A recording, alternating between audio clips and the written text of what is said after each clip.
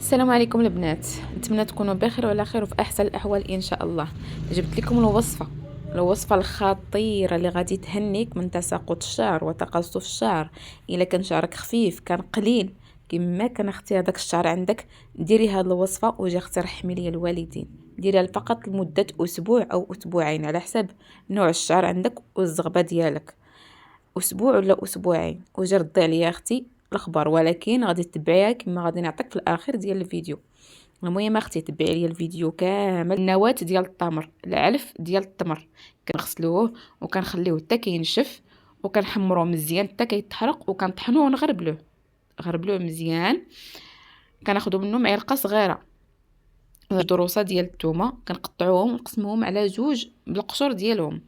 وعندنا الورد البلدي شنو هي السر ديالو علاش درتو انا في الوصفه؟ درتو حيت الثومه كما كنعرفوا ريحتها قويه ومجاده، هذاك الورد كيهرس لها ديك الريحه ديالها. وعندنا تسنى حرام. بالنسبه للفوائد ديال هاد المكونات كاملين باقي غادي ندير فيديو ونشرح لكم كل حاجه والفائده ديالها. نتوما قبل ما تستعملوا اي حاجه دخلوا وبحثوا على الفوائد ديال كل عشبه كاينه تماك.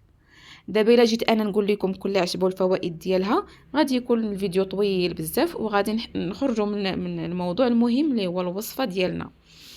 عندنا شويه ديال تقريبا معلقه صغيره من الحاجه. معلقه درت انايا نص معلقه ديال القرنفل على حساب حيت هو سخون، ومعلقه صغيره من سمنه حرام، معلقه صغيره من الورد البلدي، ومعلقه صغيره من نواه التمر.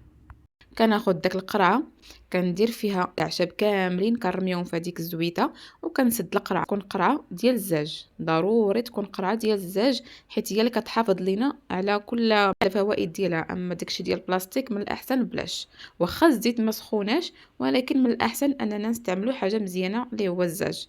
انا كنستعملوا المكونات كاملين كنخلطوهم مزيان وكنحطوهم في شي بليصه مظلمه.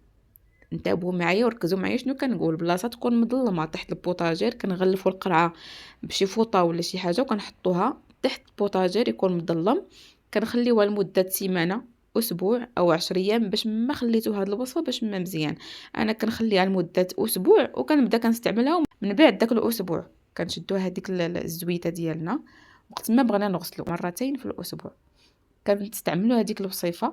كنشدوا الزيت كنشققوا بها شعرنا مزيان مزيان وكنديروا واحد المساج في الفروه ديال الشعر. كتماسيو مزيان ديك الزيت حتى كتحسوا بها دخلات الفروه ديال الراس. كنخليوها لمده ساعتين. كنغلفوا راسنا بشي بلاستيكه ولا شي حاجه كنخليوها لمده ساعتين وكنغسلوا شعرنا. بالنسبه اللي خافت من الريحه ديال الثومه، الكوشه الثانيه ولا الثالثه ديال الشامبوان كنديرو فيها الماء ديال القهوه. كنكونوا طابخين القهوه كناخذوا داك الماء ديالها كنخلطوه مع الشامبوان كنغسلوا به شعرنا مزيان صافي. الريحه ما باقيش كنخافوا منها، كتولي فيه ريحه زوينه في الشعر. وهنا غادي يكون الفيديو ديالنا سهله. نتمنى تكونوا استفدتوا من الوصفه وكنصحكم انكم تجربوها وردوا عليا الخبر بعد اسبوع ولا اسبوعين. ردوا عليا الخبر في التعليق. ومع السلامه ودمتم طيبين.